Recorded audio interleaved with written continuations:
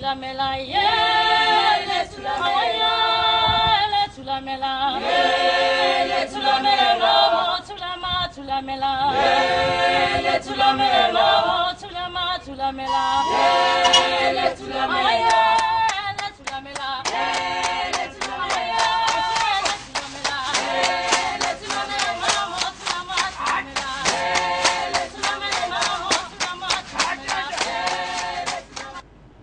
Téléspectateurs d'Afrique Média, bonsoir. Une fois de plus, bienvenue à votre émission hebdomadaire tous les samedis de 17h à 18h. Vous êtes cette femme d'Afrique, cette émission qui met en exergue la femme africaine. Cette semaine, nous parlons de la jeune femme africaine, femme de demain. Effectivement, la jeune femme africaine, femme de demain, elle est appelée à être cette femme de demain et elle se voit à travers des icônes telles que sa mère, sa soeur, sa cousine, sa voisine.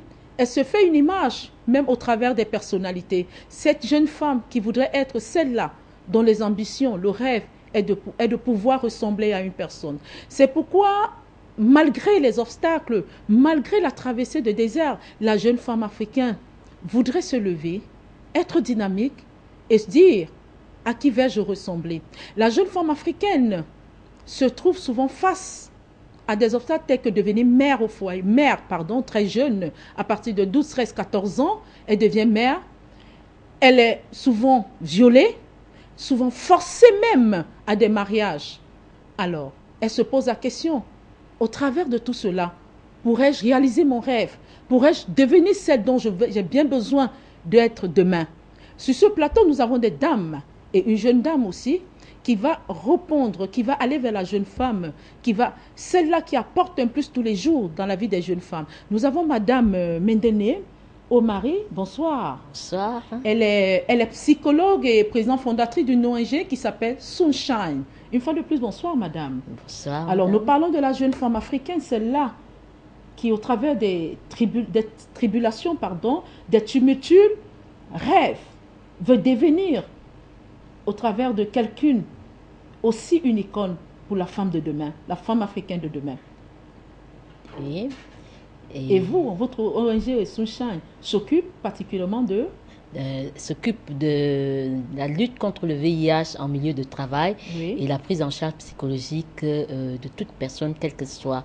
Et surtout des jeunes femmes africaines. Et des jeunes femmes également. On a beaucoup de jeunes femmes dans notre ONG. Ok, une fois de plus, soyez la bienvenue sur notre plateau de Femmes d'Afrique sur Afrique Média. Je vous remercie. La chaîne panafricaine. Je vous remercie. Alors, à ma gauche, nous avons Madame Marcel Mandin. Oui, Marcel Mandin, bonsoir. Bonsoir. Vous êtes une observatrice sociale. Oui. Alors, parlons de la jeune fille africaine, femme de demain. Quel est votre point de vue? Je dirais tout d'abord bonsoir à vous qui êtes chez vous et bonsoir à toutes les panélistes. Pour la femme africaine, la jeune femme africaine, il y a beaucoup de choses à dire et beaucoup de choses à faire. Et moi, je suis investie un tant soit peu socialement pour les enfants et pour les jeunes filles qui ont des difficultés. Je les aide comme je peux. C'est pour ça que vous êtes observatrice sociale. Sociale. C'est-à-dire vous observez et vous apportez votre apport. Mon apport. Ok, Oui. merci une fois de plus. Alors nous avons Merci, une jeune fille sur le plateau, elle qui représente la jeunesse, elle est porte-parole de la jeunesse Sunshine, de l'ONG Sunshine. Alors mademoiselle Mboué Viviane, bonsoir. Bonsoir. Soyez la bienvenue sur Femmes d'Afrique. Merci. Vous êtes cette jeune fille africaine qui rêve bien de devenir femme de demain. Oui.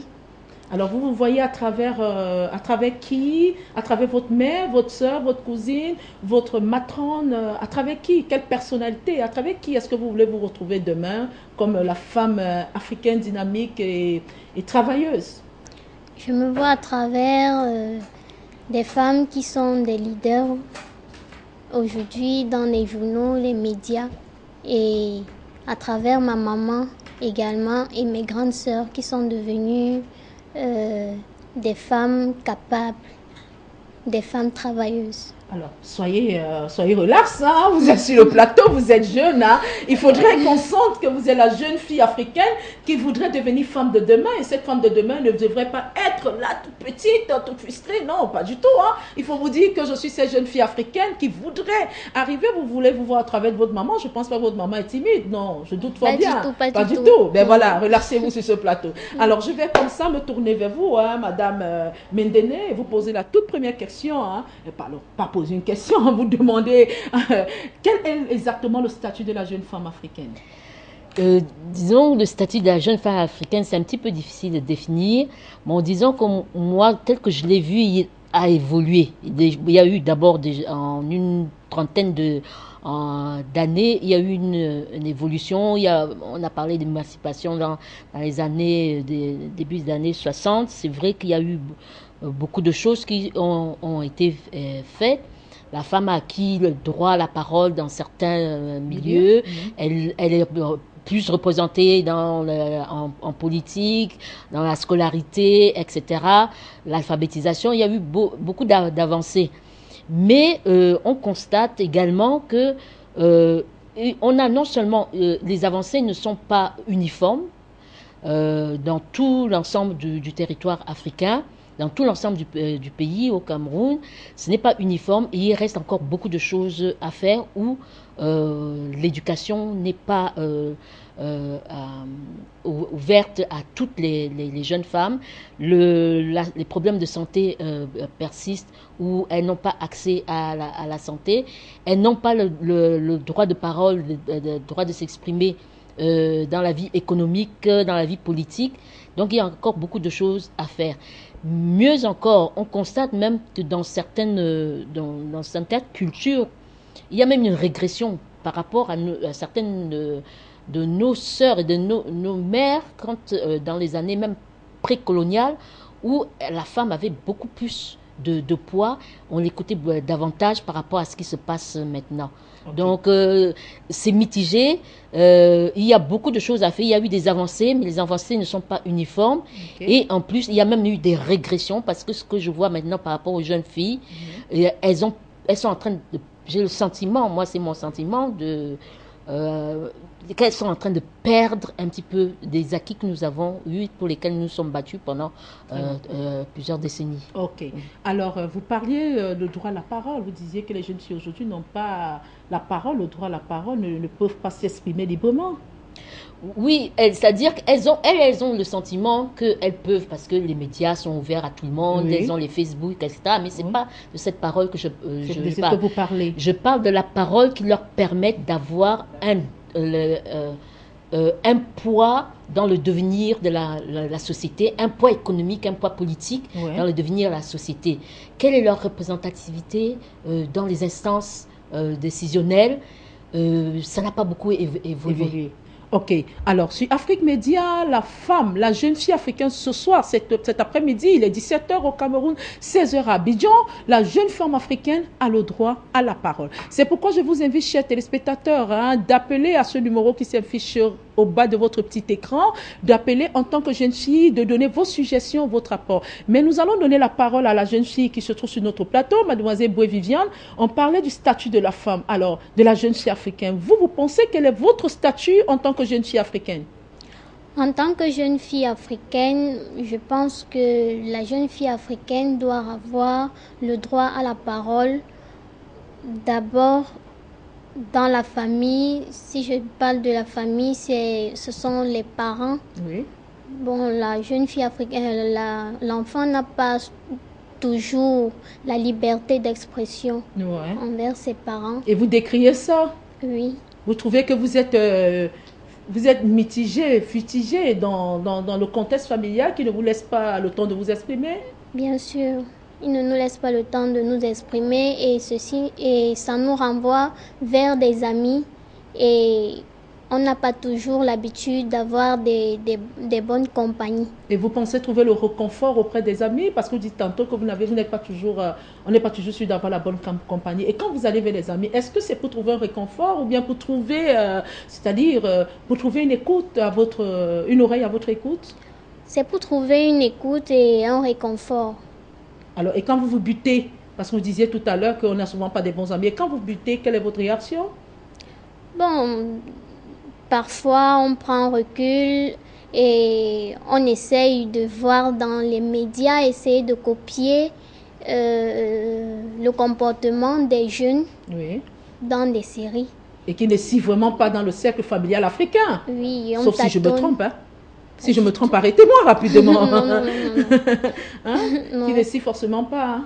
Pas du tout. Alors Madame Mandin, hein, Marcel, Madame Mandin, et vous, que pensez-vous du statut de la jeune fille africaine? Si réellement il y a statut, hein, lequel? Ce que je dirais d'abord, c'est que la jeune fille africaine est confrontée aux os et coutumes. Oui. Ça veut dire, ici en Afrique, quoi qu'on veuille faire, très souvent on a peur du qu'en dira-t-on, on a peur de s'exprimer parce qu'on se dit qu'en Afrique on ne fait pas ci, on ne fait pas ça. Et je vais aussi parler du noyau familial. Oui. Dans une famille, très souvent les filles sont reléguées au second plan, Oui. après les garçons. Comme disait Mademoiselle. Oui, Exactement.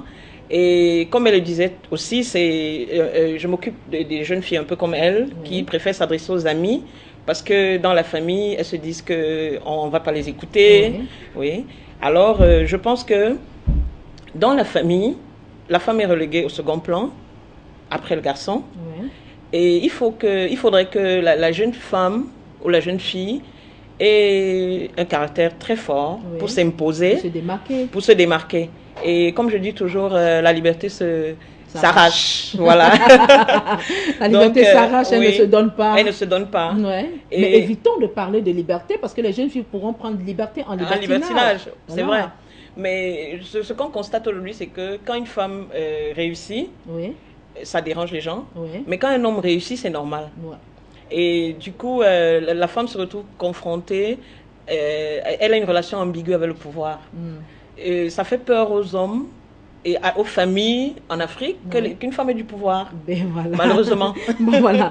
Alors, le problème qui se pose aujourd'hui avec la jeune femme africaine, nous allons parler de la jeune femme africaine qui reçoit l'éducation. Et Madame Mendene disait tout à l'heure que le problème de la scolarisation de la jeune femme africaine aujourd'hui est en régression, c'est ce que vous disiez tout à l'heure, au lieu de croître. Oui. Oui, c'est assez étonnant. Il y a eu, comme je disais, il y a eu une avancée. Le Oui. nombre de jeunes filles qui sont alphabétisées a augmenté, mais elles n'évoluent pas à partir. Elles évoluent avec les garçons au même niveau en préscolaire et au primaire. Oui. Au secondaire, il y a déjà une déperdition avec les grossesses, etc., les problèmes financiers des parents. Et alors, au niveau universitaire, c'est encore plus grave. Et quand elles arrivent même au niveau universitaire, les types de carrières qu'elles font sont très spécifiques. Ouais. On les voit très peu dans des carrières de production d'ingénierie, par exemple. Certaines carrières traditionnellement réservées aux hommes. Et je dis qu'elles regressent du point de vue de l'éducation parce que de toutes les façons, l'éducation de manière générale en Afrique actuellement et dans notre pays est en train de régresser. Ouais. Donc, elle regresse pour tout le monde et la jeune femme est victime à pas double type, mais 3 fois. Parce qu'elle est jeune, elle n'a pas le pouvoir de décision, elle n'arrive pas elle ne peut pas revendiquer ses droits parce qu'elle n'est pas représentée dans les instances où les décisions se font. Oui. Elle est victime parce que c'est une femme par rapport à l'homme et elle est victime parce que c'est une africaine.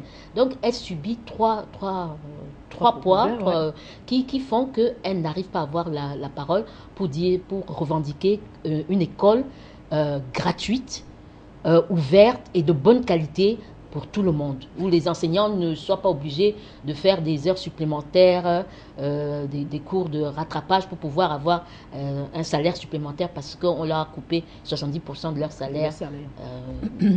Alors, vous venez de toucher un point qui est assez sensible. Hein. Nous allons nous adresser ainsi aux gouvernants. Nous nous adressons ainsi à l'UNICEF et l'UNESCO qui pendant très longtemps battent, s'il faut dire, battent campagne hein, pour l'évolution de la jeune femme africaine. Et vous qui créez des ONG, parce que vous êtes fondatrice d'une ONG hein, qui s'occupe de ces jeunes filles. Alors, quand nous parlons de cela, qu'est-ce que la jeune fille peut attendre des opinions, qu'est-ce que la jeune fille peut attendre des religieux, des gouvernants, parce que j'insiste sur les religieux, parce que quelque part, ça apporte une éducation assez forte à la femme. Je m'adresse à Mme Mandin. Voilà. Ce que je dirais, c'est que une jeune fille dans une famille qui est valorisée d'abord dans sa propre famille, Oui, parce que tout part de la famille, que j'appelle très souvent le noyau. oui, Une jeune fille qui est valorisée par son papa oui. devient une grande femme. D'accord.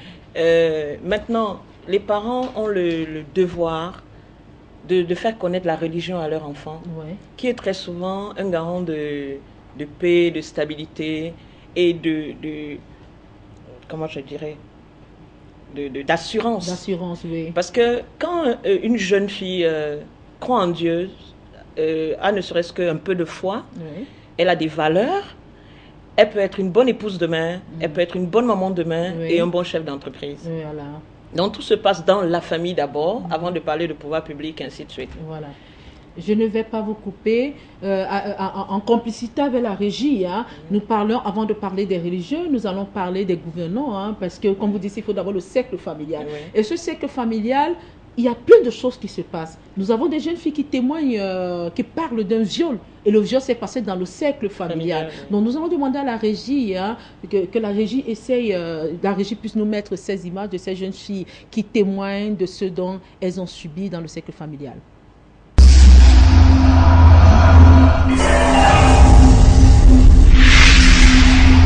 Je m'appelle Gaspard Mayolo. J'ai été violée à l'âge de 8 ans. Moi, Docas Claire.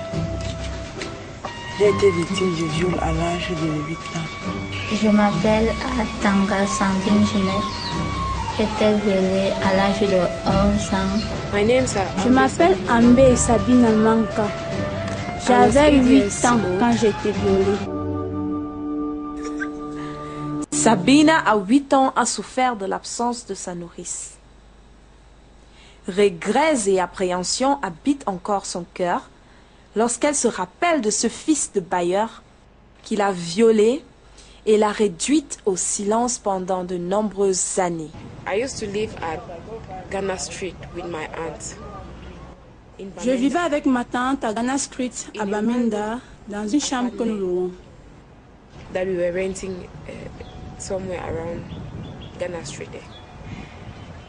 She was a Bayamselama. She used to go to Bush Market and Bansor to buy corn and Elle était une Bayamselam et allait souvent au marché de Bousndop et Bansor pour y acheter du maïs et du tapioca pour vendre. Un jour en partant, elle m'a demandé de rester chez le bailleur et aussi de dormir là-bas si j'avais sommeil. I was asleep when suddenly I heard a sharp Soudainement, j'ai ressenti quelque chose pointu sur moi. Je n'ai pas compris ce que c'était. Je me suis levée avec un poids sur moi. C'était le petit-fils du bailleur qui était revenu des vacances qui me violait. Making love to me or raping me.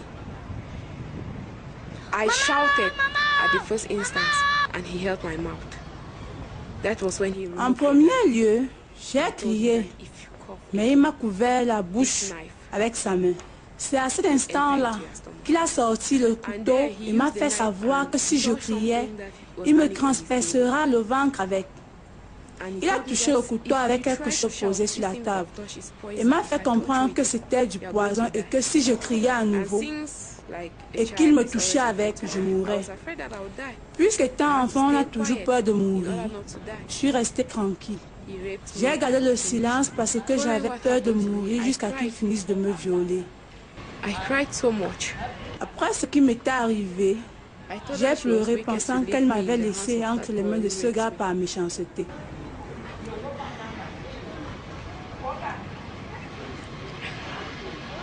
Following the pains that I felt those 5 days.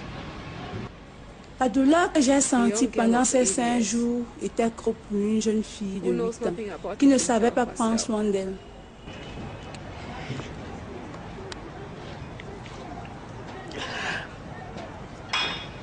But the worst part of it is that I had to live in fear. La pire des choses est que je vivais dans la peur qui refera la même chose puisqu'il continue de me menacer. Avec ce même couteau avec lequel il avait commencé en me disant que si je racontais l'histoire à quelqu'un, il me tuera.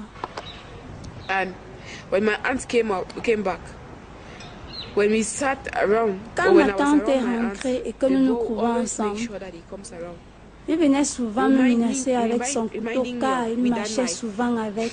Il avait toujours quand j'étais là pour me faire avoir peur.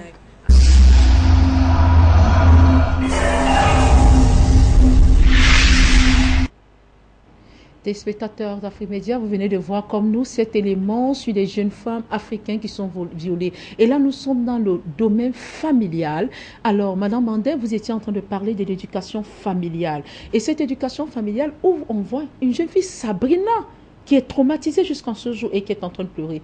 Je vous demande, est-ce qu'à travers après cet obstacle, cette difficulté, Sabrina peut-elle encore rêver un avenir meilleur? La jeune fille africaine peut-elle encore rêver un avenir meilleur? Vous savez, c'est les difficultés de la vie qui nous rendent plus forts. Et souvent, c'est ce que je disais tantôt, si cette jeune fille est bien entourée par les parents, elle ne va pas le cacher d'un, elle le dira. Si elle va à l'église, elle le dira de toute façon à quelqu'un, que ce soit un prêtre, que ce soit à ses parents, et qui pourront parler avec elle et lui permettront d'avancer. Mais je pense aussi que dans ces cas-là, souvent, les parents sont responsables par négligence. Parce que moi, je suis très souvent accusée d'être surprotectrice des petites filles, mais c'est ce qu'il faut faire avec la petite fille, parce qu'elle est constamment exposée à toutes sortes de mauvaises choses. Et donc, les parents doivent faire très attention quand ils ont un enfant-fille à faire grandir. Même les garçons sont violés. Même les garçons déjà sont violés. Ils doivent faire attention quand il s'agit d'enfants. Alors, certes, nous parlons de la jeune fille africaine. Alors, mademoiselle Boué-Viviane, hein, vous étiez en train de le dire, que dans la famille, vous ne parvenez pas vous extérioriser, parler de vos problèmes dans le cercle familial et tout ça. Après un élément comme celui-là, qu'est-ce que cela vous renvoie? Cela me renvoie à dire que si la maman était comme une amie avec sa fille. Oui, avait instauré le dialogue avec sa fille. Oui. Donc la fille ne devait pas se taire. Elle allait à la fin venir dire à sa maman que ce jeune homme essayait de la violer. Parce que ça a été violé. Oui. D'autres ont été violés à l'âge de 8 ans, 11 ans. Et là, elle a essayé de violer. Il l'a violé, pas essayé. Oui, que ce jeune homme l'a violé. Donc, si aussi cette jeune fille était, comme la dame l'a dit, sous la protection religieuse. Oui, sur la protection religieuse, oui. Les choses traditionnelles, elle devait également essayer d'en parler à un prêtre pour que l'histoire soit résolue. Alors, quel est l'apport des gouvernants avec un tel fléau? Parce que moi, j'appelle ça un fléau. Quel est l'apport des gouvernants à travers cela, Madame Mandene? Madame Mandingue et Viviane l'ont bien dit, c'est à la base l'éducation familiale, oui. L'encadrement, l'amour, sensibiliser les enfants, filles comme garçons, très tôt sur comment dire non, comment se protéger et les mettre en confiance. Mais une fois que ça s'est passé, parce que nous avons eu au centre d'écoute de Mom Sunshine, beaucoup de cas de viol, et des viols même qui sont faits en milieu scolaire, oui. Des viols qui sont faits avec des enfants en milieu scolaire, et des viols qui sont faits au sein du mariage. On ne parle pas beaucoup des viols maritales, oui. Et c'est extrêmement perturbant parce que la femme généralement garde le silence. Donc c'est une question d'éducation. Ouvrir des centres d'écoute où la personne peut venir s'exprimer et savoir qu'elle est protégée. Parce que la difficulté que les femmes rencontrent maintenant, c'est qu'elles n'ont pas d'espace où aller s'exprimer. Elles s'en vont au commissariat. Donc on sait que c'est un problème marital ou familial, on dit aller arranger ça. C'est les gouvernants que vous interpellez, oui, là. Je les interpelle parce que j'ai déjà été confrontée. Plusieurs fois, j'ai eu à courir au commissariat pour dire qu'on est en train de taper sur une femme, ça ne va pas. On m'a dit ils ne peuvent rien faire et tout ça, c'est une affaire familiale. Donc, il faut déjà, par exemple, mettre au sein des pouvoirs publics des structures d'accueil des enfants violés, des jeunes femmes violées, des centres d'écoute dans les commissariats. Normalement, il y a des assistantes sociales qui sont là pour les écouter, mais malheureusement, on n'arrive pas toujours à les avoir, ou elles n'ont pas toujours les moyens de la politique. Donc, il faut leur donner les moyens. Merci. Femmes d'Afrique, cette tribune qui vous est offerte, chers partenaires, hein, vous pouvez vous exprimer au travers de cette émission de Femmes d'Afrique. Vous pouvez communiquer au travers de votre entreprise, au travers de tout ce que vous faites. Femmes d'Afrique, vous êtes ouverts. C'est pourquoi nous allons avoir cette publicité qui va vous égayer, que la réalisation en complicité avec nos plateaux. Maman, la moustique m'a encore piqué. Oh ma fille, je ne sais vraiment plus comment faire avec ce problème de moustiques dans cette maison. Et le palu que ça donne tout le temps. J'ai trouvé enfin la solution la plus efficace à notre problème de moustiques. Stop moustiques.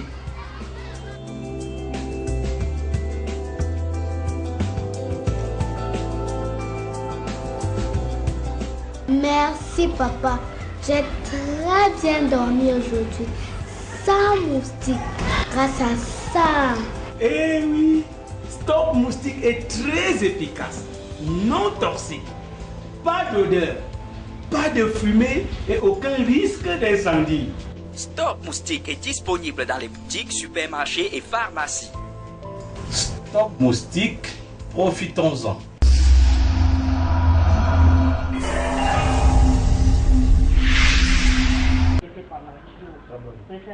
Oui, on fait comme ça.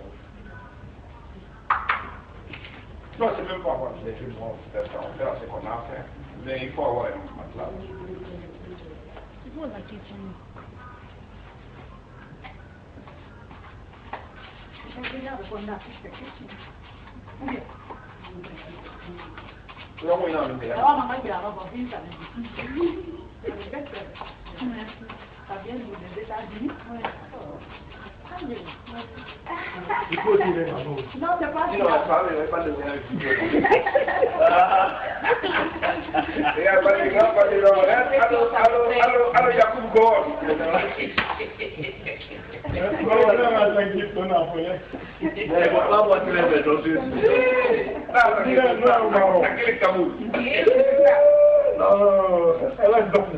faut plus traverser le chantier. Non, j'ai traversé là-bas, c'est par l'inadvertance. Je ne savais pas que c'était comme ça. Je me suis aperçu.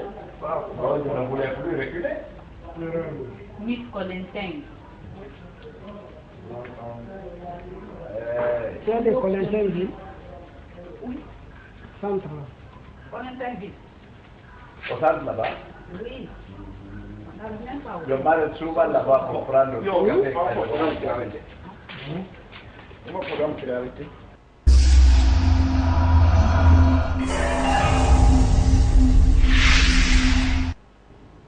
Alors, comme je vous le disais tantôt, la tribune vous est offerte pour pouvoir communiquer sur tous vos produits. Et vous, téléspectateurs, réagissez à ce numéro qui s'affiche au bas de vos petits écrans. Donnez vos suggestions, votre rapport. Alors, Madame Mendene, tout à l'heure, on parlait du viol, des mariages forcés. Okay. Nous voulons parler du mariage forcé en Afrique. Parce que en Afrique maghrébine, les jeunes filles maghrébines, les jeunes filles africaines, les jeunes filles maghrébines et les jeunes filles du subsaharien, on a comme impression qu'elles vivent tous le même sévisme. Tous, je ne sais pas, je ne maîtrise pas très bien la culture maghrébine, mais je sais que les femmes ont énormément de difficultés au sein du mariage, et le mariage forcé semble être beaucoup plus récurrent là-bas. Et moi, je n'ose pas trop parler de quelque chose que je ne maîtrise pas, mais ce que je voudrais plutôt parler des viols au sein même d'un mariage légal. Oui, mais quand on parle de mariage forcé, ça veut dire, parce que nous parlons de la jeune fille africaine, c'est celle qui est prise à l'âge de 12 ans, 14 ans, 15 ans, à qui on donne à un homme. Hein, on donne à un homme. Et dans ça, on parle de viol, parce que là, c'est un mariage légal. Hein, c'est un mariage légal si les parents l'envoient un mariage à 12 ans. C'est un mariage légal. Alors, Madame Anden?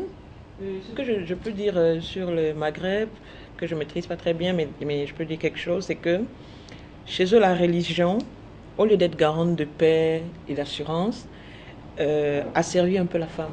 Oui. Donc au nom de la religion, elle se voile. Oui. Et pourtant, le voile, c'est juste pour cacher les cheveux et non le cerveau. Oui. Et c'est juste pour cacher les cheveux et non le et cerveau. Non le cerveau, ça c'est bien dit, ça. Et puis les filles là-bas sont tellement soumises qu'elles sont mariées très précocement et elles sont violées. Et une fois, j'ai regardé un reportage où, à visage caché, on interviewait des dames qui avaient 50 ans, qui racontaient comment elles ont été mariées de force. Et une avouait carrément qu'elle n'avait jamais vu son mari nu. Wow. Donc, elle subissait l'acte sexuel tous les soirs. C'était des viols. Mais elle a réussi à quitter son mari. Et sa famille l'a renié. Ah bon? Donc, c'est un peu ce qui se passe chez eux. Bon, chez eux, on n'en parle pas. Elle est témoignée à visage caché. Ça veut dire qu'elle ne peut pas se mettre devant un plateau devant des gens et dire voilà, j'ai été violée par mon mari, ainsi de suite.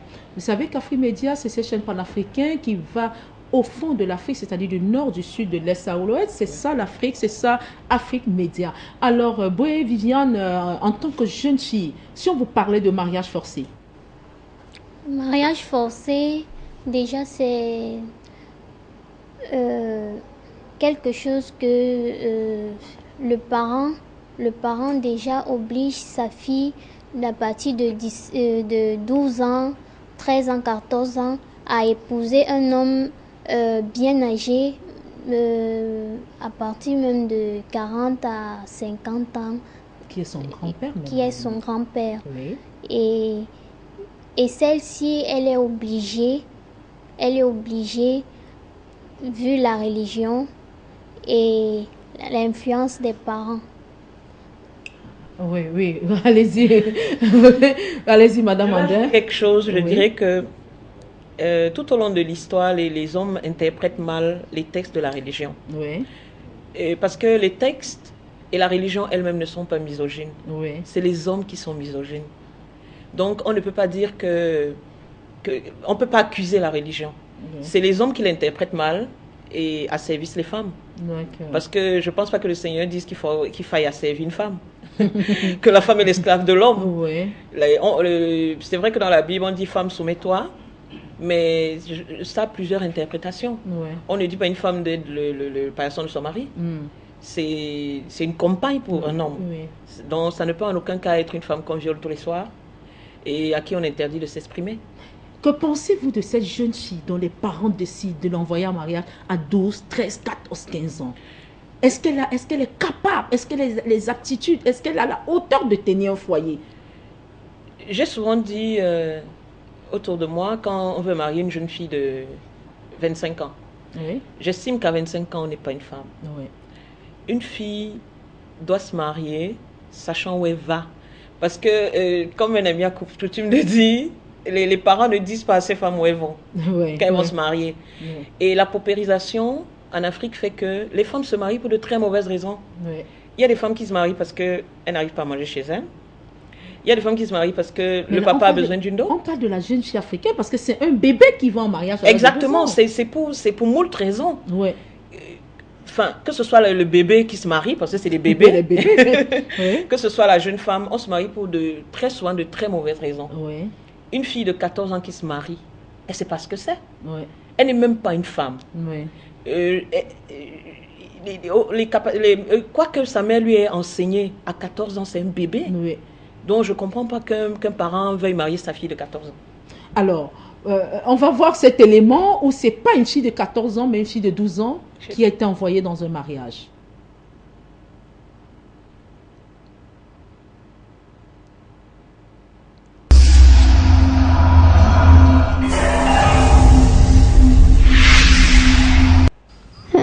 میخوای که یاله کنم من اگه مسلمان بنده خدا این که طلاق مرد بستنیم که اگه کرد بودن کاردوان دارم میزنم به سر دارم و خیلی میکنم میرم کاردوان هم کرده؟ چی دارم میزن؟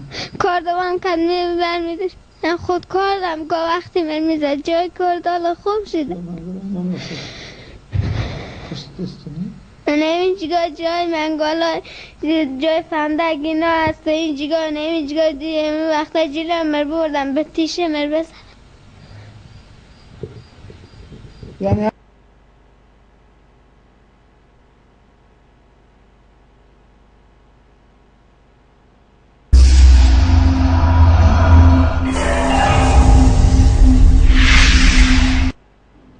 Alors, Madame Mandé nous parlait de la religion tout à l'heure. Madame Mandé nous disait la religion nous demande femmes d'être soumises au mari et non d'être des paillassons au mari. Mais quand on voit une enfant de 12 ans, une jeune fille de 12 ans, une enfant de 12 ans, on s'interroge, Madame Mandé. On s'interroge qu'à 12 ans. Vous voyez, elle parle, elle a la voix d'un bébé. Oui, vous allez m'excuser. Je suis toujours gênée quand on parle des mariages forcés et on va très loin. Moi, je ne vais pas aller jusqu'au Maghreb là-bas, c'est trop loin. Moi, je vais au Carrefour. Nous sommes en Afrique. Je vais au Carrefour Bepanda. Nous sommes en Afrique, oui, Madame Mandene. Nous sommes en Afrique et Afrique Média parle de tout en Afrique. Je vais donc dire dans le même sens, ça veut dire que je condamne ça, mais je le condamne de la même manière que je condamne qu'on laisse des enfants de 12 ans dans la prostitution au Carrefour qui est bien connu de tout le monde, qu'on appelle Carrefour J'ai raté ma vie, où à partir d'une certaine heure, on voit des petites filles de 8 ans aller avec des vieux monsieur qui viennent se garer. Tout le monde est au courant et personne ne dit rien. Ouais. Et je commencerai à défendre. On dit toujours il faut commencer par balayer devant sa porte pour pouvoir critiquer ailleurs. Et je pense qu'il faut d'abord, c'est exactement la même chose. Je suis aussi indignée par ce qu'on vient de voir là, que par le fait qu'il y a une journaliste qui avait dénoncé que dans un très grand hôtel de la place, le Cameroun était déjà considéré comme le tourisme sexuel et qu'on donnait des petites filles de 10, 12 ans dans un hôtel, le plus réputé. Je suis révoltée de la même manière que je vois cet enfant qui un mariage, et ça n'a rien à voir avec la religion. Donc je dénonce. Elle a même été poignardée. Elle a été, mais je dis que ces petites filles qui sont au Carrefour, j'ai raté ma vie, et ou s'ils sont envoyés dans les hôtels par les complicités des gens de l'hôtel, je suis aussi indignée et je le dénonce avec la même énergie. Alors, Madame Marcel, alors, elle dénonce avec une énergie très très forte. Et vous?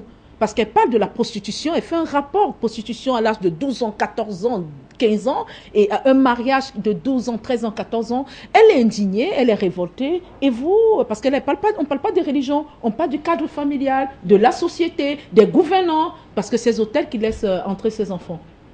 Oui, c'est ce que je disais tantôt, que la morale a foutu le camp. On a une grosse crise de valeurs.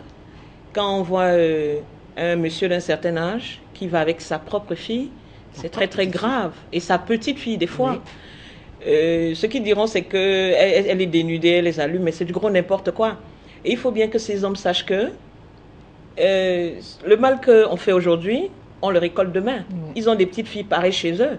Alors si un homme de 50 ans va faire la cour à une fille de 20 ans, de 15 ans, de 16 ans, qu'il sache que demain, sa propre fille se retrouvera dans la même situation. Oui, mais on parlait de morale tout à l'heure, quand la morale se perd. Hein, vous avez vu l'élément, quand la morale n'existe plus.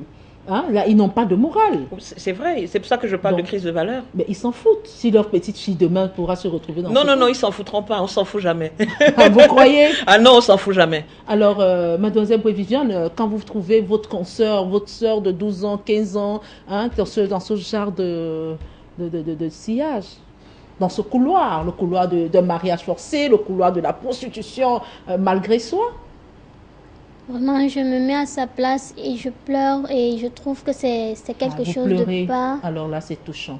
Vous pas quelque chose de pas... C'est pas très normal. C'est pas normal du tout. Alors, qu'est-ce que vous dites quand vous trouvez que c'est pas normal? Qu'est-ce que vous dites? Qu'est-ce que vous dites aux religieux? Qu'est-ce que vous dites aux chefs traditionnels? Qu'est-ce que vous dites aux gouvernants? Qu'est-ce que vous dites à ces organismes internationaux tels que l'UNESCO, l'UNICEF et tout, qui apportent tous les jours, hein, ils sont toujours en train de dire on va faire. Qu'est-ce que vous dites en tant que jeune? Je dis au chef du gouvernement de trouver une mesure pour sensibiliser les parents qui forcent leurs enfants à à des mariages forcés. Alors, nous avons un appel qui vient du Cameroun. Madame Carole, bonsoir. Oui. Oui, allez-y, Madame Carole, on vous écoute là. Bonsoir à toutes les femmes sur le plateau. Vous êtes très jolie ce soir. Oui, par rapport au premier sujet, je pense que... Oui, par rapport au premier sujet, je pense que nous, les mamans, nous devrions, avec nos jeunes petites filles à la maison, leur éduquer, communiquer avec elles, leur parler des sujets tabous, et surtout leur faire comprendre qu'elles devraient toujours avoir confiance à leur maman. Au cas où elles ont un problème, elles doivent communiquer avec maman à la maison afin que maman puisse causer avec elles et essayer de l'orienter sur la bonne décision. Et concernant les mariages forcés, je pense que nous les parents, nous devrions laisser nos jeunes filles grandir, aller à l'école, étudier, acquérir une connaissance, apprendre un métier afin que plus tard, elles puissent être matures moralement et physiquement et choisir un époux et fonder une famille. C'est tout ce que j'avais à dire. Merci Carole, merci pour votre intervention, merci d'être passée sur Femmes d'Afrique. Vous pouvez revenir quand vous voulez. Alors Carole est en train de parler du premier élément dont on disait tantôt, du cercle familial où les enfants devraient discuter avec leurs parents. Mais est-ce que c'est pas l'inverse, hein? Est-ce que c'est pas les parents, parce que l'enfant peut être timide. On a Viviane sur le plateau qui a l'air d'être très très timide. Alors est-ce que le parent ne peut pas se démarquer en première position?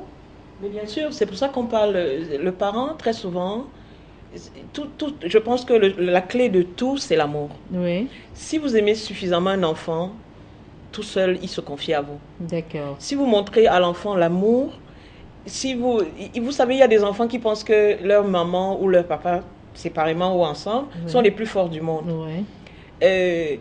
Alors, c'est cette confiance, ce lien, qui fait en sorte que l'enfant ait confiance en lui d'abord, et sache que si un monsieur me touche là où il ne faut pas, je rentre et je dis à papa ou maman, tout de suite. Donc, la clé de tout cela, c'est l'amour. Ok. Alors, Viviane parlait tout à l'heure des gouvernants. Alors, quand on parle des... Oui.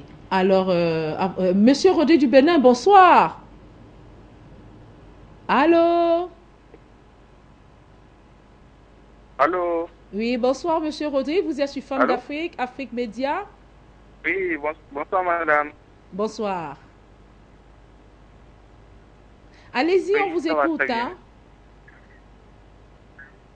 Ok, oui, j'ai pris l'émission au vol. Et je crois que vous avez passé la... Allô? Oui, allez-y, monsieur, allez-y. Vous avez passé sur la fille... C'est bon? Oui, c'est bon. C'est bon? Ok, je dis que sur la fille Marie-Vienne m'a beaucoup touché. Étant donné que moi-même, je suis un père de famille et j'ai une fille. Mais c'est dommage. C'est vraiment dommage. Et j'encourage l'émission. J'encourage vraiment l'émission et il faut que vous fassiez beaucoup de rediffusion, surtout sur certaines choses, parce que c'est vraiment sensible. Moi, ça m'a vraiment touché, ça a failli même me donner des larmes aux yeux. C'est touchant parce que moi-même, j'ai une fille. Et vous imaginez une petite fille de 12 ans qui mariée à cet âge, c'est dommage. Mais nos gouvernants, qu'est-ce qu'ils font? Voilà des gens qui veulent militer pour quelque chose, mais qui se retrouvent dans de grands hôtels. Mais c'est dommage. C'est vraiment dommage. Tout mon père, moi je vous encourage et je vous remercie. J'appelle du Bénin. Merci. Merci, Monsieur Rodrigue. Merci pour votre intervention. Merci. Vous dites que c'est dommage pour ces enfants qu'on marie précocement. C'est dommage. Mais sur Femmes d'Afrique, nous dénonçons cela et nous voulons que la jeune fille africaine soit la femme de demain. Et cette femme dont elle se représente, elle se voit au travers de d'autres femmes qui ont marqué leur histoire. Alors, nous parlons tout à l'heure des gouvernants, où vous parlez de jeunes filles mariées et jeunes filles prostituées. Alors, je vous ai vu en rogne là. Alors, vous lancez un appel comme ça à qui? Parce que les chefs de quartier, par exemple, hein? Moi, je lance un appel à tout le monde, les mamans, nous-mêmes, les chefs de quartier, les gouvernants. Parce que, comme disait Madame Manding, c'est vrai, pour réduire tous ces phénomènes-là, il y a l'amour, il y a l'éducation formelle, l'éducation informelle. La famille va s'axer sur l'éducation informelle, l'éducation formelle, envoyer les enfants à l'école, des écoles qui soient gratuites et accessibles à tout le monde, c'est du ressort des pouvoirs publics. Oui. Parce que nous payons des impôts pour qu'il y ait la gratuité de la scolarité. Oui. Moi, j'aimerais que demain, nous soyons dans une situation où on était comme en Libye, dont on me parle de la Libye, je n'ai pas été, où l'école était gratuite. Je ne vous coupe pas, on a un téléspectateur qui attend depuis, c'est un temps au bout de la ligne. Alors, monsieur, allez-y. Oui. D'accord, merci. Allô? Oui, allô, bonsoir. D'accord, merci. Je voulais intervenir par rapport à l'émission. Oui. Donc, lorsque j'ai vu la petite fille, ça m'a vraiment éclairé. Et si j'avais un conseil à donner pour ses parents, j'aimerais qu'ils sachent que les enfants, à cet âge, franchement, leur corps n'est pas encore bien développé.